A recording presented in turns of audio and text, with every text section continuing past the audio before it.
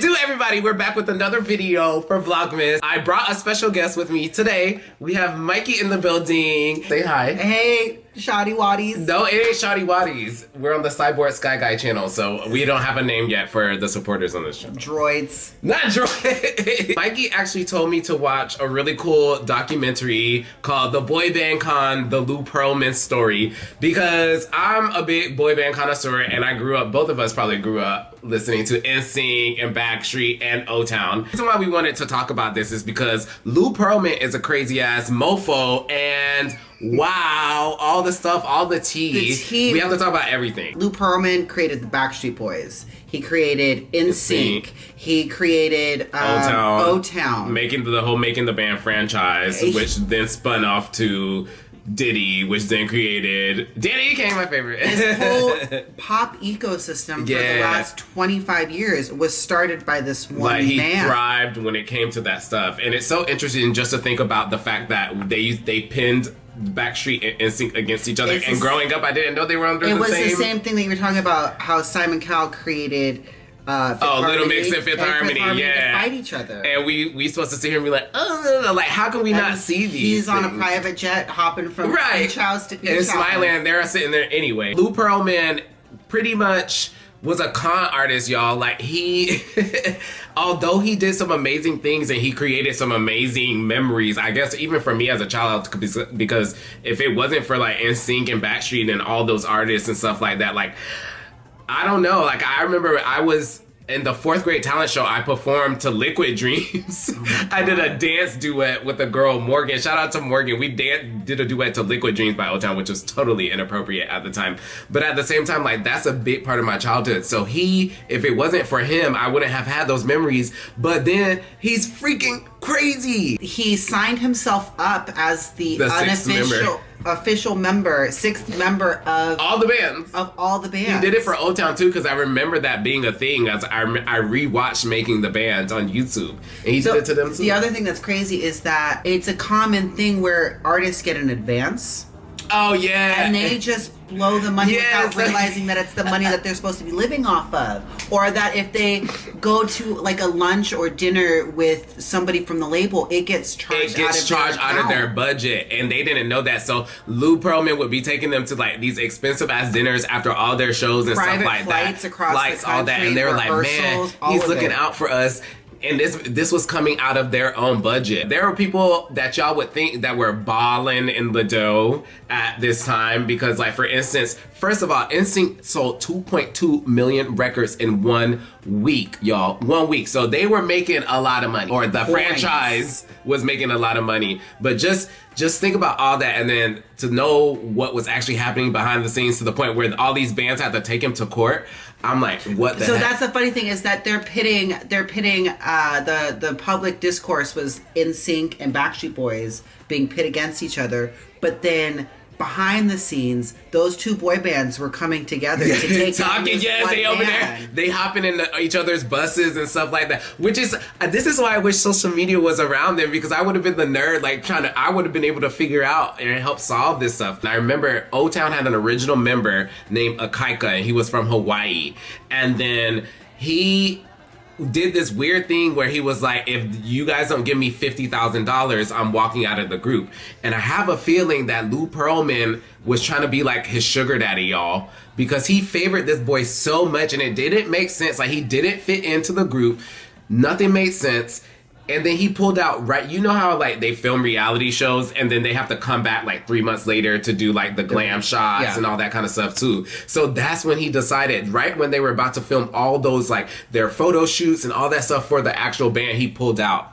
But I have a feeling that it had to do with Lou Pearlman was messing with him, and then he was like, you're not about to do this, do that with me, so I'm gonna pull out. But then he went to be in that group Element, and they sang this song called Hey Juliet. But the guy from Glee, the teacher, he was in that group as well. Just imagine someone being like the master manipulator, being able to sweet talk you into believing anything in the whole world, and the stuff was pretty much all a lie. But what cracks me up is this man has shaped pop music and shaped an entire era. He was a catalyst for the teen. Like, we would not have Justin Timberlake today. We would not have Britney Spears. We would not have some of the biggest pop artists that we have. And it was a con. So all of it was made up, but then it gave us one of the biggest pop episodes of pop history. So all of it was built on lies. It's fucking nuts. It's fucking crazy, man. I want to talk about, I don't want to be mean, but I do want to talk about Aaron Carter, because I do want to shout out to him for sticking to his guns, because he was about the only one defending Lou Pearlman in this whole documentary. I'm glad they put it in there, but it was very sad that clearly there's a disconnect. Or maybe he was possibly a victim, like, no shade. For me, it felt more like it wasn't like so much a character statement as it was like it felt exploitative of Aaron Carter himself. Right, but I think he'd be knowing what he'd doing when he'd be doing stuff like that. Because he literally was giving my mom does wear a bra. He was talking just like the lady. He was he not? He literally was just talking my mom does wear a bra, yeah. He was talking just like this lady. I don't know. It's hard. But it's like if Me Too were around back then, or if he were alive during this Me Too movement, I think he'd be going down. What do you think about when he tried the girl from Innocence? Did you know that that's the band Britney was in? That's right. Because Justin Timberlake's mom was the manager or something like that too. Britney Spears used to be in a girl group, y'all, if y'all didn't know that, and that was the group that she was in. But the only reason why I found out about Innocence is because they used to play their song on the box. Did you ever have that channel? No. That's how I found out about all these groups. There was a channel where they played music videos like on rotation. So I found out about Five, I found out about Innocence or whatever. But long story short, this man, when he said that he took out insurance on her life, I was like, but who says that? Could you imagine your boss? He was like, yeah, well, just so you know, I have insurance on you. Meaning that if you die, if you die or something happens to you, he collects collateral for that, y'all. Like, imagine someone saying that to you, but then also the same person that gave you the world or gave you the chance to have that superstardom. Because at that time, I mean, honestly, that's what made me want to move to LA. Is I wanted to be just like Britney and then Raven Simone, so the Disney Channel, and then it was funny because that's essentially the gist of what Ashley Parker Angel was saying, is that we know all of these allegations. We know everything about what this man is saying.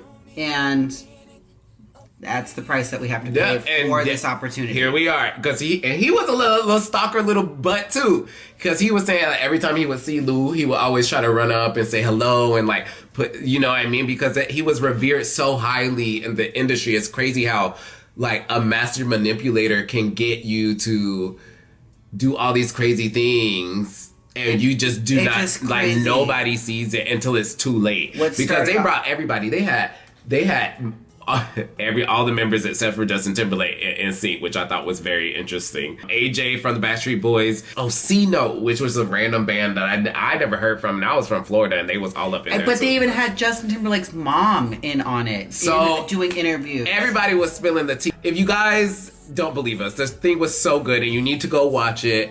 We totally recommend it. It's really on fun. YouTube. It's on YouTube. Free. I'll put the link in below. Make sure to subscribe. Make sure to share. Make sure to comment. Make sure to have fun with your friends and make fun videos. Now we're gonna go eat some El Pollo Loco. Burritos. Yes, go watch it. And Lou Pearlman. You're weird, crazy.